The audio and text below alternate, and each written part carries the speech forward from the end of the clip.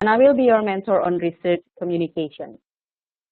In this first webinar on research communication, we will be discussing about what is research communication and why is it useful? How do we do research communication? What are the steps in research communication that we need to go through? And of course, there will be time for questions and answers at the end of this presentation. Research communication refers to an effort to make research relevant and known to policymakers, practitioners, and other researchers. This process requires active listening, networking, and strategic dissemination mechanisms. It is the key purpose of research organizations' communication strategy. And what we mean by communication strategy is actually a way of thinking and planning. We will find out what it means throughout the process. Why do we need to do research communication? Or why is research communication useful? You can use research communication to inform those who can make a difference, to inspire, encourage, support, and pressure them to make that difference, to add evidence into the debate to support better policies, and of course, to have an impact. Now, how do we do research communication? For the purpose of this first webinar session, I will be explaining about the first 5 steps in research communication, as you can see in this diagram. The first step here is readiness. It is important for communication practitioners to understand the readiness in order to ensure that communication program is doable, we can make it happen, and of course, that the success of communication programs can be achieved at an appropriate level. The second step here is situational analysis, which is basically an inventory of existing activities and products. Now that we have assessed program readiness and got list of activities and products, we move to the third step, that is defining communication purposes. What is our main intention? What we want to achieve through communication? For those of you who joined the first webinar on UFV with Sonal, for those of you who are now doing your homework on UFV, formulation on communication purposes is quite similar with defining uses in UFV. The fourth step is identifying audiences. I will be explaining about the importance of audience research to confirm media preferences, trust, relationships, and context. As you can see in this diagram, the color here is a bit different with other steps. It's a bit darker here. It's just to emphasize the importance of conducting audience research and that it contributes significantly to the step number 2, which is situational analysis. We will be discussing this further later on. And the fifth step is media and methods. Here, we will be discussing delivery mechanisms to reach target audience in most cost-effective ways. Next, we are going to discuss the process in research communication step by step. We divide it into 3 group works, and there will be homework for you to exercise or to apply the steps in the context of your own project. As a communication team or practitioners in the project, we need to assess program readiness, which can be categorized into organizational readiness and team readiness. The idea of organizational readiness might be new to some people. Some projects or organizations perhaps know that they will need to do something about communication and build communication into their work. They might also want to somehow get their policies or research results known by the public. They want to support the idea of communication, and even some of them claim the need for developing communication strategies. However, in some cases, they haven't put the pieces in place to make this possible. They did not assign the person who will be responsible in communication. They did not allocate funds and time to do communication work, and kind of that. We can say that in this case, such organizations are willing to do it, but not ready to do it. Commitment in terms of time and resources is important in research communication. You might start assessing your organization by asking, has the organization hosting the project allocated staff, time, and budget to make communication program possible? Is a suitable timeline understood in place for developing and implementing the strategy? Another important question we should ask is senior manager willing to be open to wider view of communication process? Some organizations might think that communication is a simple work to do. It is simply a matter of producing leaflets, for example, or brochures instantly, for example, to help development technicians spread out messages to the target audience.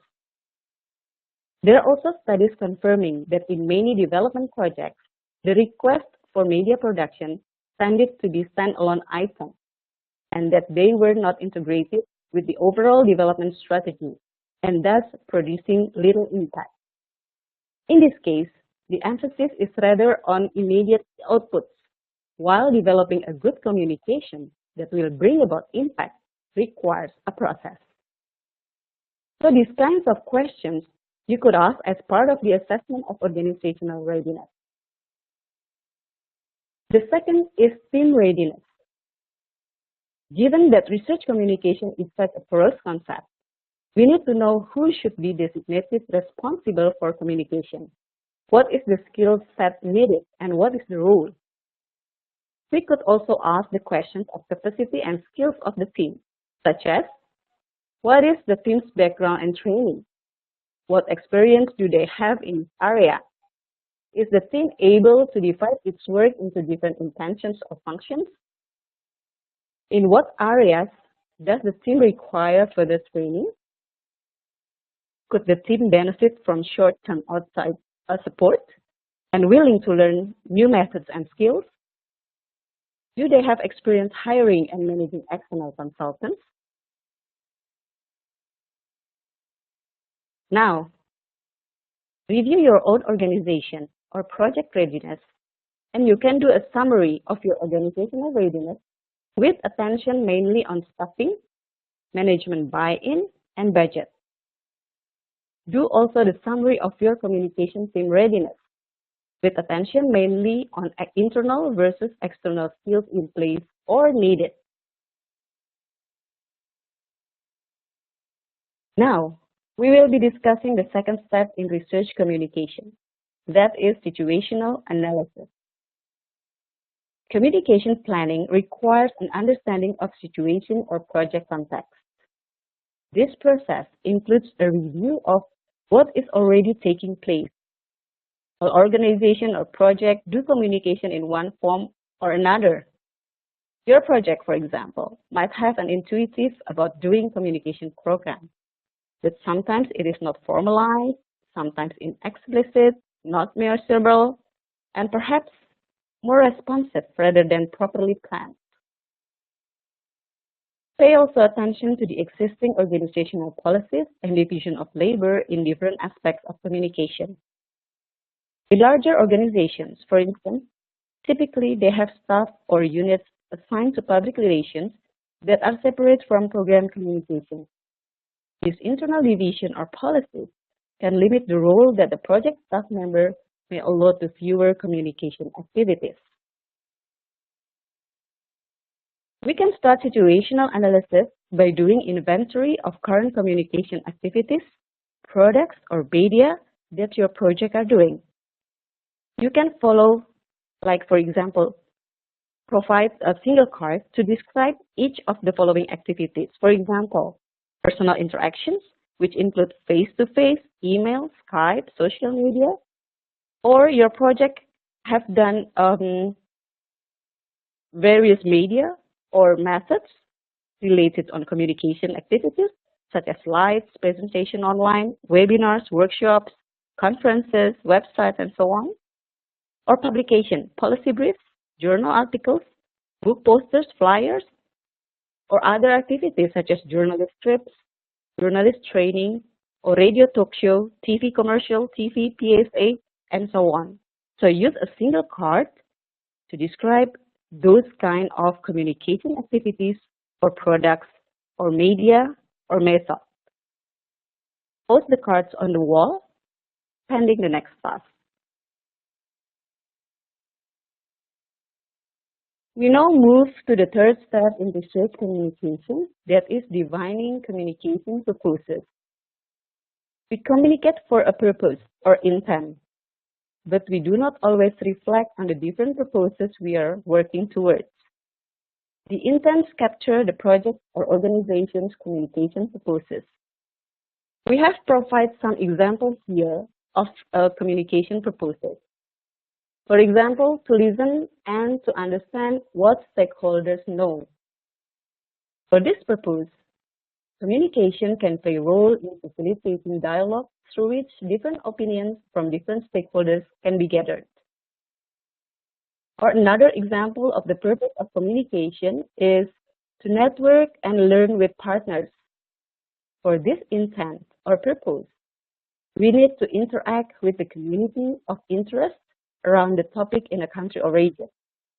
Stay connected to the current trends in the policy community.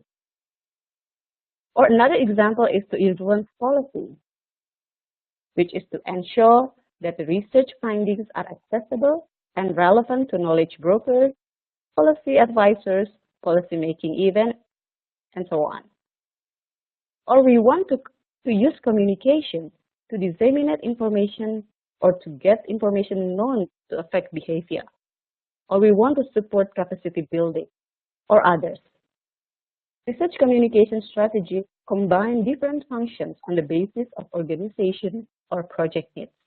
So it really depends on what the needs of your project that you want to achieve through the support from communication. So you have cards explaining the existing communication activities or products that your project doing or that your project has produced. Now for each card, you wrote or you ask yourself, why do I do this? For what purpose? You can give a name to each purpose and reorganize the cards into groups under each purpose. Please remember that this should be specific to your project. You could have one or two communication purposes. It doesn't have to be many, and we will discuss them further in our next discussion.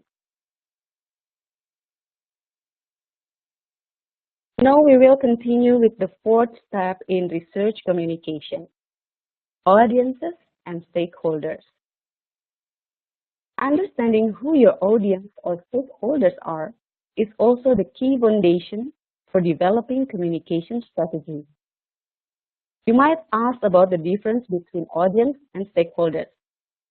We provide a simple definition here, where stakeholders are active partners, while audience may be less connected to the project or more passive.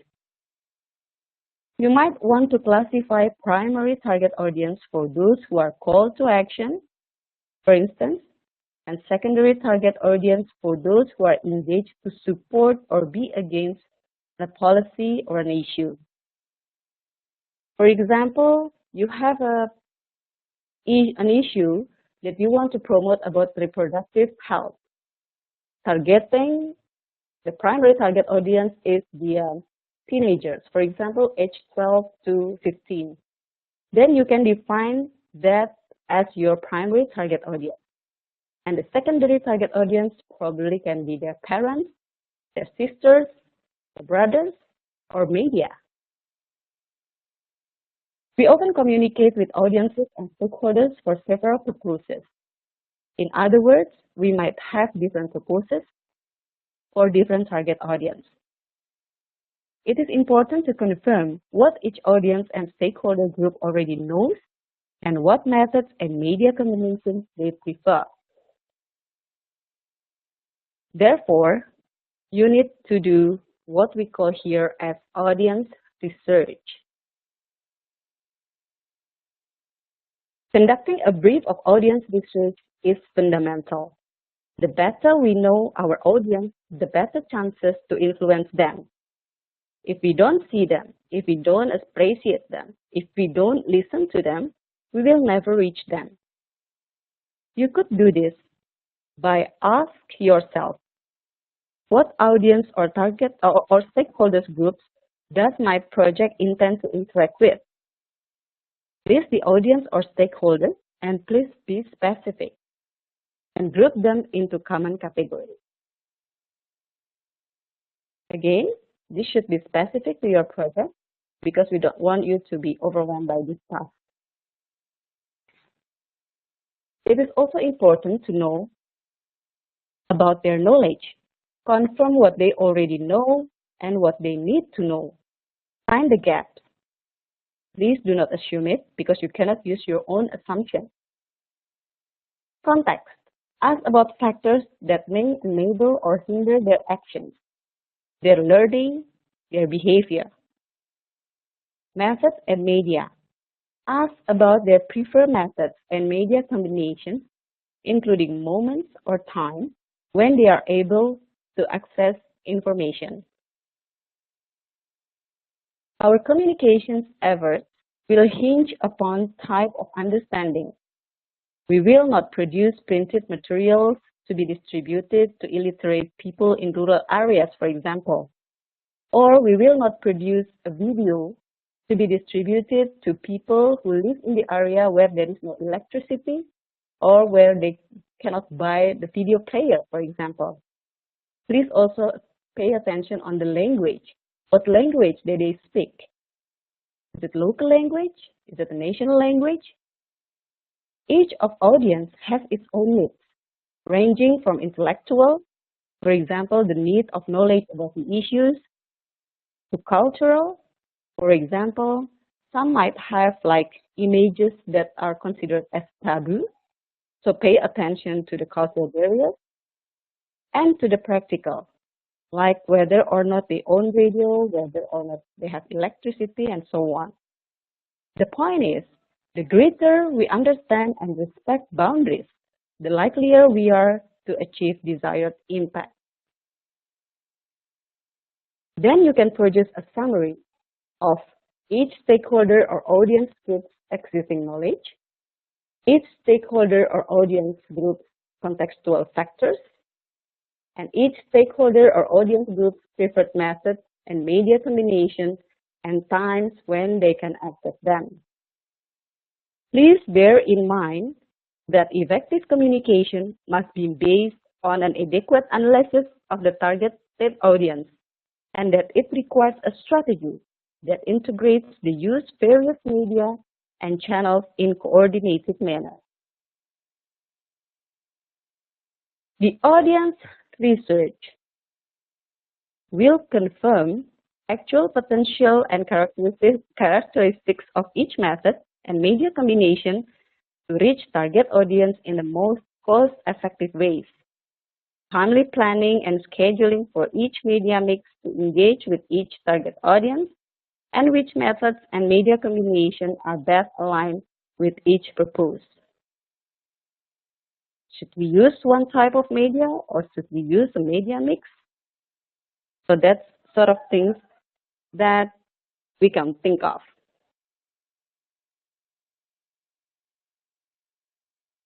So we've gone through each step in research communication. The first 5 steps here, as you can see, we already discussed that. And these steps, as you're doing that, you will know that it doesn't go in a linear manner, but it's a cyclical process.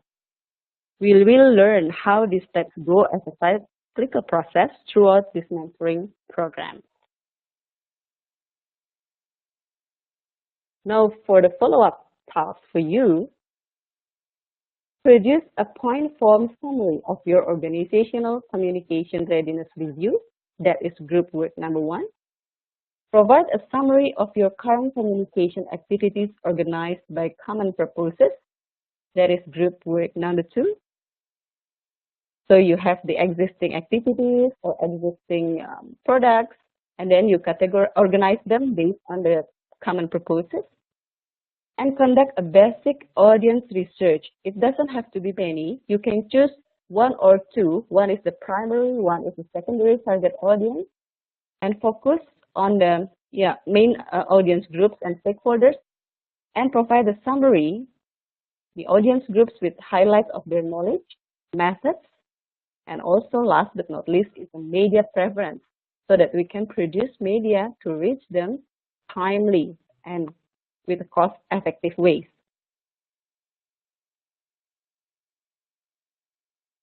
Send these 3 past summaries directly to me. You know my email address. They create the foundation for the second RESCOM webinar. So this is the very basic information that we need to have before we can move to other process in research communication. These are the useful information. You can always ask me if you do have questions, or we can discuss it now if you like. Or you can go to this link here on DC2 project, Developing Evaluation and Communication Capacity in Information Society Research, or other website here provided by the New Economy Development Group. So, we still have time for questions and answers. That's all for me. Thank you.